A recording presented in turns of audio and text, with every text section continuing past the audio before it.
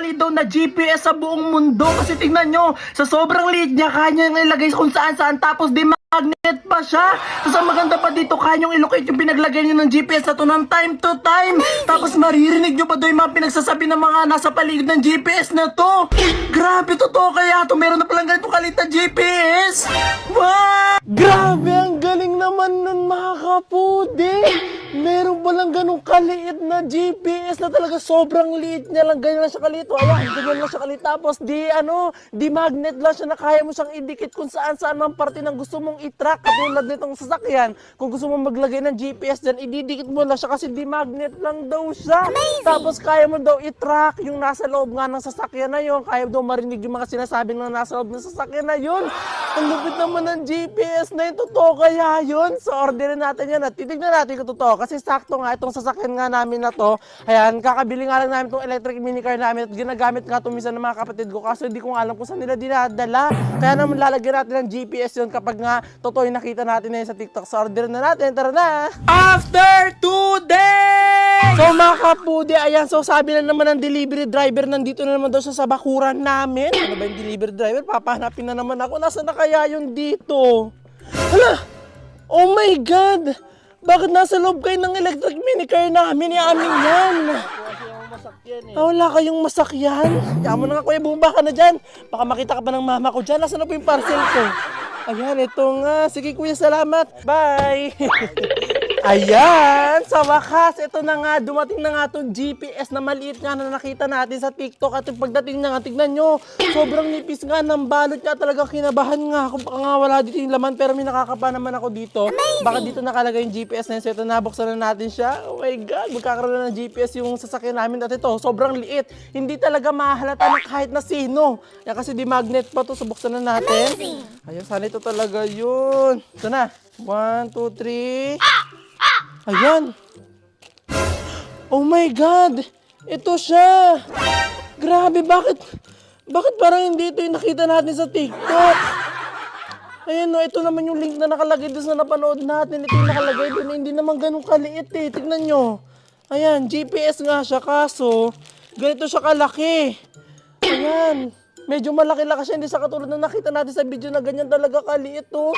Ito medyo malaki, tapos di magnet kaya to? Wait nga, try natin sa baka dito.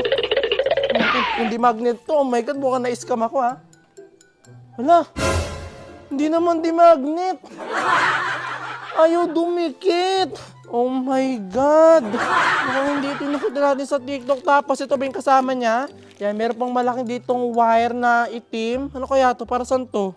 Baka ito yung ano? Ano ba to? China-charge? Baka china-charge to ha? Bayan, hindi ito nakita ko sa TikTok pero GPS pa rin siya. Ayan o, GPS. Nasabi na sa pinag-orderan ko. Talagang ganun na ganun din yung pictures na nakita natin sa TikTok. Talagang nasusundan mo pa rin yung nilagyan mo neto. Tapos makikinig mo rin yung mga nasa loob nga ng sasakyan kapag nilagay mo daw to. So ito na, tignan na natin siya kung paano siya paganahin. Oh my God, meron ba ditong manual? Mukhang galing pa siya sa Thailand. Ayan, kumikita nyo yung mga Thailand na language dyan. Ayan, so tara na. Tingnan natin kung talagang ito yung nakita natin sa TikTok. Ito naman siya eh. Yan, basahin lang natin itong manual kung paano lang siya papanda rin. So ito na nga mga kapudi. So nabasa na nga natin itong manual na kasama dito. Ayan, sa pagbabasa nga natin, kailangan palang lagyan nga itong nabili natin na maliit na GPS na to ng SIM card. Ayan, kaya naman agad-agad akong bumili agad ng SIM card para nga mapagana nga natin itong GPS na to. Ayan, so ito na, ilalagyan na natin siya dito sa loob. Nabubuksan pala to, itong pinakaunahan ng GPS. Ayan, paano ba to? Nabubuksan to eh. Ayun, ayan, nabubuksan siya. Diyan nilalagay yung pinaka-SIM. Ayan, ito yung SIM natin. Ayan, so dito natin ito ilalagay. So tara na, para mapagana. Automatic na daw itong aandar kapag inilagay mo yung SIM. Amazing! Kaya naman tignan natin kung talagang gagana na itong GPS na to para mailagay na natin doon sa sasakyan namin. So tara na, ito na. At nilalagay ko na nga lang dito mga kapudi nga itong SIM para nga mapagana na nga itong GPS nga na nabili nga natin online. Parang ayaw ayun, umilaw na. Ayan, so pag umilaw na siya ng ganyan, so ibig sabihin gumagana na siya. At nung umilaw na nga itong nabili nga nating tracker, kailangan na nga natin itong iset up sa ating cellphone para nga malocate nga natin to kung nasaan. At ito nga yung pinakaayaw ko nga na part kapag bumibili ng mga ganito nga online kasi magsiset up ka pa nga sa cellphone. At talagang kanina ko pa nga siya inaayos at talaga nagtataka ako kung bakit hindi siya gumagana. Yun pala, kailangan pala natin siya lagyan nga ng memory card para nga gumana, kaya naman nilagyan ko na siya.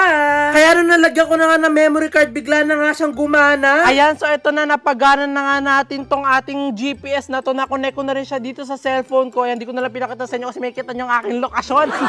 Ayan, so tatry nga natin to ko talaga masusundan or makikita ko talaga dito sa cellphone kung saan nga ito mapupunta. So ilalagay natin sa sasakyan. So tara. Amazing! Ayan, so tara na, galing ano. Kikita ko na siya dito. Wait lang. Ayan, papakita ko sa screen kasi may kita niya location. I-blur ko na lang. Ayan. Di ba, nandyan tayo sa pinaka-location na yan. Ayan, kung may kita nyo, nandyan tayo. Ayan, ito yun, gumagana na itong GPS na to. So tara, ilagay na natin siya dito sa ating mini car. Ayan. Dito natin siya ilalagay. Ayan, so dito natin siya ilalagay. Dito sa pinakalagay na to. Amazing! Ayan, nalagay yung GPS. Tapos, sasara na natin. And then, ito yung lokasyon niya. Ayan, kung may kita nyo. So, titignan natin kung aandar siya kapag pinaandar natin itong sasakyan na to. So, papaandarin natin to. Tapos, ipapabidyo ko lang sa videographer ko kung aandar talaga siya. So, tara na! Ayan na. So, paandarin na natin yan. Titignan na natin dito sa ating tracker. Ayun, nalulocate natin siya kung nasaan siya. Yan, umaandar na siya, oh. Grabe, ang galing ng gamit na yun. Ayan, umaandar na. Saan naman to papunta? Ayan, ang bilis niya magpatakbo.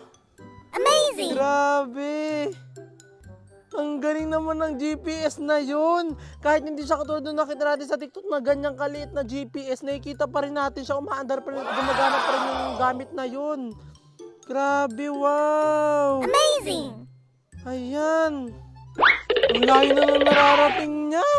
So ayan, so dahil lumalayo na nga siya, so tatawagan na nga natin para nga bumalik na siya dito kasi medyo malayo na nga, baka hindi na natin siya mahagila. Pero nalolocate ko pa rin siya dahil doon sa gamit na nakita natin sa TikTok, so tawagan na natin. At talaga sa mga oras nga na ito, talagang tuwan-tuwa nga ako kasi talagang time to time ko nga nalulocate nga yung electric car nga ni Mama. Wala na nga magiging takas nga yung mga gagamit ka ng electric car na to kasi talagang malalaman ko kung nasan nga sila. Agad-agad ko na nga rin tinawagan nga yung nagdadrive ka ng electric car nga ni Mama para nga masabi ko sa kanya na talagang nalulocate ko siya kung saan siya nga magpunta. At talaga naman tinitignan ko na nga siya dito nga sa tracker kung nasa na nga siya at kung malapit na nga ba siya sa bahay nga namin. At maya-maya nga lang dumating na nga rin dito sa wakas na nga yung electric car na nilagyan nga natin ng GPS. Kahit nga hindi nga ganun katulad nga yung nakita nga natin sa video na ganun kalate, at least nga gumagana pa nga rin itong diniliver nga nila sa akin. Hala! Bakit yung delivery driver ay nagda-drive? Ayun! O, di ba? Gumagana pa rin to kahit pa parang tong gamit nga na to, kahit nga hindi pa natin masyado nalalaman pa ibang features na kasi marami pa nga daw features to. Kaya naman naalamin pa nga natin yung iba pa nga features nga nitong nabili nga natin na to sa TikTok kasi talaga sobrang ganda niya. So ilalagay na lang natin to permanent dito sa ating dito sa ating mini car para malocate natin to kung nasaan. Ayan. Lagyan na lang natin siya dito. Ayan. So, dyan na natin siya ilagay para malocate natin ito kung nasaan, di ba? Napakaganda ng gamit na yun. Kaya na pang hinihintay nyo, itry nyo na yung GPS na yun kasi napakamura niya lang. Tapos kaya nyo pang ilocate kung sino yung gusto nyong itrack or sundan. Ayan, try nyo na. Galing. Sino kayo pwede kong sundan kapag umalis? Siguro si Mama kasi umaalis yung bigla-bigla. Saan pupunta si Mama?